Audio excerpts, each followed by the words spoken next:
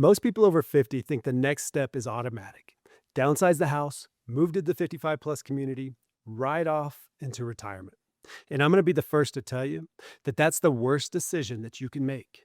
I'm going to walk you through the real problems with 55 plus communities, the ones that the brochures aren't going to mention, the ones that the salespeople, they're not going to tell you about, and then the ones that make people regret it within 18 months. And by the end of this video, you're going to know whether a 55 plus community actually fits your life or whether it's a road that you shouldn't travel down. I'm Weldon Hobbs, and I help downsizers align their life and their wealth goals with their real estate decisions. And that way you can actually enjoy this next chapter. If you like this type of content, hit the like and subscribe button, and let's get into it. Okay, so this whole video, it actually comes from a question a client brought me not too long ago. So her parents, they had it all mapped out. They sold the big family home. They were buying into this new 55 plus community, and it was super shiny, as you can imagine. But it was a few states away from her. And she called me and she said it felt off to her and she couldn't put her finger on what. She wasn't asking me which community here. She was asking if this was even the right move at all. And this is how I answered her. And it's how I want to set this whole message up. I'm not here to talk anyone out of a 55 plus community. For the right person, they are fantastic. My job as an advisor, it's to hand you the questions to ask so you walk in with your eyes wide open and you make fully informed decisions. So let's get into it. Point number one, and this is the one that I'd put first before you tour a single community. Don't go in alone. And what I mean by this is don't go into the sales office alone. That sales office, they work for the builder. They work for the community. Their job is to get you into that model home. You want somebody standing next to you who helps you ask the builder the hard questions, the gotchas before they get you, if you will. And that way you actually understand what you're signing. And the rest of this video, it's the exact questions to ask, the answers that you need to get so you can make those fully informed decisions. Now, point number two, the first area to look hard at is the homeowners association, the HOA otherwise. And we've all heard the horror stories out there, but you're buying a single family house or a condo, whatever it happens to be, with your name on the deed. So it's easy to assume that it's yours whenever you buy it, right? And in a lot of these 55 plus communities, the covenants, they're going to say otherwise. And that's not automatically bad. It's not. It's just something you want to know going in, not discover afterwards. And there are rule books out there that are 9, 10 pages. Think of the Odyssey, right? It's that thick. I'm exaggerating, of course, but you get the idea. They're not all keep your lawn mowed. Some actually restrict whether you can plant a garden or take out a shrub. Some say no shed whatsoever, no workshop out back, no fence. Some of these are going to cap the number of pets or the type of pets that you can have, and they're going to have to go before an HOA board for the overall approval. Some of them are going to govern where you park, whether a boat or a camper can sit in your driveway, even what goes on your roof. And for a lot of people, those same rules are exactly why neighborhoods look so tidy. So this isn't about good or bad. It's about knowing, because a big reason that people downsize is freedom. And you don't want to trade into more rules than you left without realizing it. So the homework here is don't take the sales office's summary of the neighborhood. Get the actual CCRs. That's known as the covenants, conditions, and restrictions. And read that entire thing. That document is the real house that you are buying. And here's what I would ask the HOA or the sales office, whoever the right person is, before I ever signed anything. And it's one, can I see the full CCRs in writing, not the highlight sheet? What can't I change about the house, the yard, the exterior? What are the pet rules? We all love our pets. And the parking and the fences and the sheds. And the question I'd ask myself is, could I live inside every single one of these rules for the next 10 years? Or is even one of these just a quiet no? And go door knocking. I love this one. Then ask the neighbors what they love and what they can't stand. You're going to find out real quick whether this is going to work for you. Point number three. The next area we're going to talk about is the money. And it's really two questions stacked together. What am I paying to get in? And who can I sell it to when I want out? The brand new community here with the model homes and the granite everything, it's the one that most people want and it's priced like it.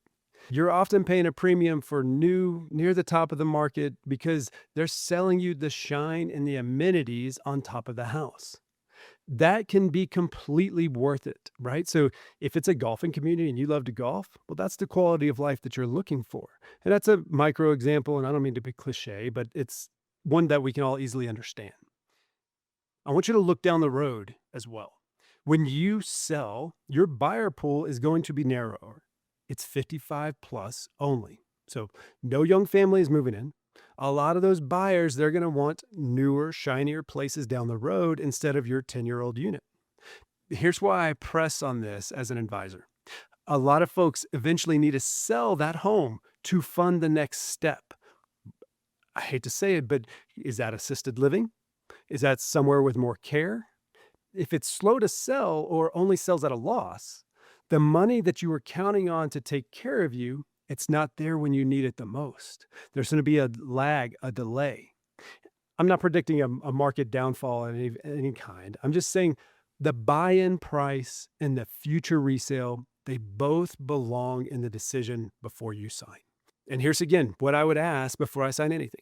To the builder or the agent, can I see the actual closed resale sales here, not the projections? So what did the homes that I've already sold, what do they actually go for?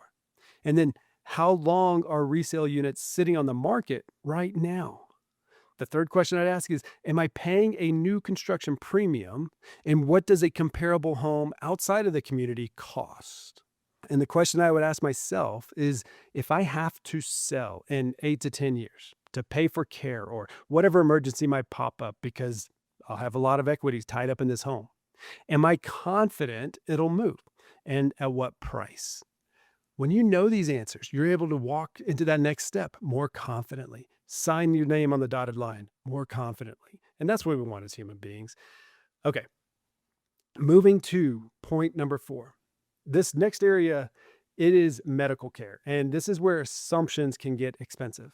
So a lot of people, they move in picturing that the care is somehow built in or adequate nearby. And there are plenty of 55 plus communities that have no medical services on site at all, right? That's probably the exception, not the norm. But because they're frequently built in cheaper areas, land that's outside of town, they can actually sit farther from the hospital than where you live right now. Now, when they do offer something, say a nurse on call, look closely at how it's billed. That's another thing to think about because there are monthly fees that can climb, and then it's a separate charge every time you actually use the service. That's not a scandal. It's just a structure that you want to understand before you rely on it. This is really a life question, a quality of life question, even though we're talking about real estate. If being near good care matters to you, if it's needed, and past a certain age, it usually is. You want to verify that it's there. You don't want to assume it. Drive the route. Make sure you know it. And these are the questions that I would ask before I signed. To the community, what medical services are on site? Licensed staff, or is it just a call line? How far is the nearest hospital and emergency room? By drive time, not miles. Are you willing to make that drive? And then the question I need to ask myself, if my health changes in 5 years, does this location still work? I want to highlight something. Notice these questions, they all point back to one thing. Does this community actually serve the life that you want for yourself? Or are you just following a script that a lot of other folks have gone down? Again, nothing wrong with it. These last two, they can tug at your heart, but I want you to answer them honestly for yourself. And then that way you know. Point number 5. This is the day-to-day lifestyle, and it's the most personal one. So again, be honest with yourself here. Almost every single thing that you're told is a pro of the neighborhood. It's actually also a con, depending on your perspective. That's the whole point of this video. Make a fully informed decision. And for example, there may be no kids running around whatsoever, and everybody's your age. That's peaceful for some people, but it's also isolating for others. Same coin, two different sides of it.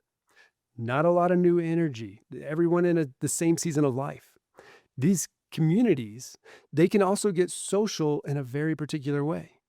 Groups that you're in, groups that you're not included in, and perhaps there's some gossip going around, and you might not find joy in that. I don't think we do as human beings, but know that going in eyes wide open.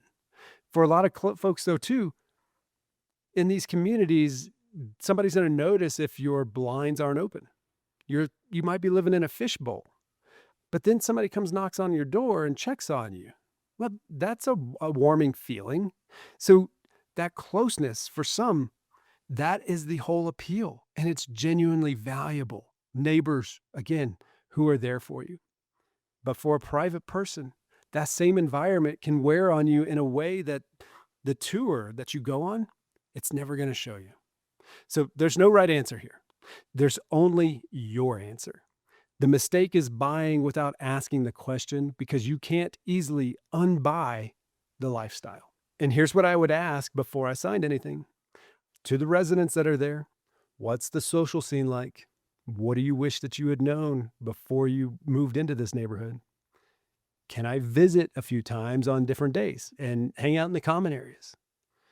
How much privacy do you actually have here? Do you ever feel invasion or not? Uh, it's better to know. And then to yourself, am I moving towards connection or talking myself into that fishbowl? Make sure that you know what you want and pursue that. And I need your help on this one. If you live in a 55 plus community or your parents do, drop a comment. And what questions do you wish that you had asked before moving in? Somebody reading this is about to make this exact decision.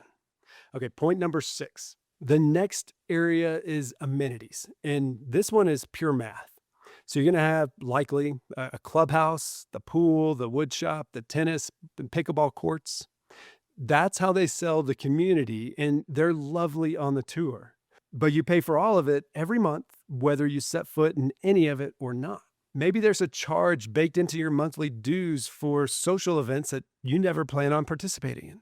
Maybe the gym, it's fine, but it's missing the one machine that you like. So you're going to keep paying the HOA gym and pay again for the one that's across town. Here's the part that sneaks up on you. The older you get, the less of this that you tend to use. So 5 years in, it feels like a deal. In 15 years, though, that may be funding a lifestyle that you've quietly aged out of. Nothing wrong with it. For an active social person, the amenity package, it is worth every penny. The key is that it's a decision that you made on purpose here, not a bill that you backed into because it came bundled with the granite countertops in this case. So compare it honestly to a regular neighborhood where you'd only pay for the activities that you actually want when you want them. And here's what I would ask before you sign anything. To the HOA again. What do my dues cover? And can I see the fee history for the last 5, 10 years?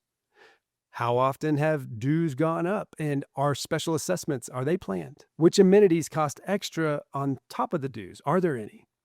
And then to myself, how much of this will I realistically use this year?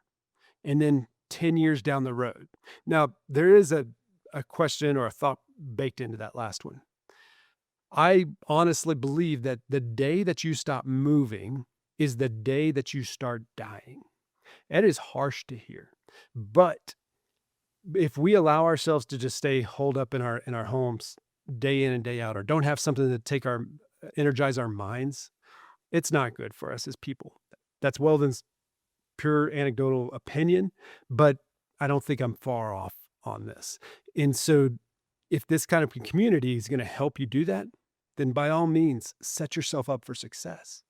Now, the question that sits above all of these, and it's the one that I'm going to come back to with clients, because I always do.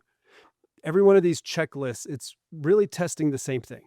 Does this lifestyle, does it fit what I want? Or am I moving for some sort of default reason? Because downsize and move to a 55 plus community, that's not a goal. It's a script that somebody else has written, and There's a reason why these communities are popping up all over the place.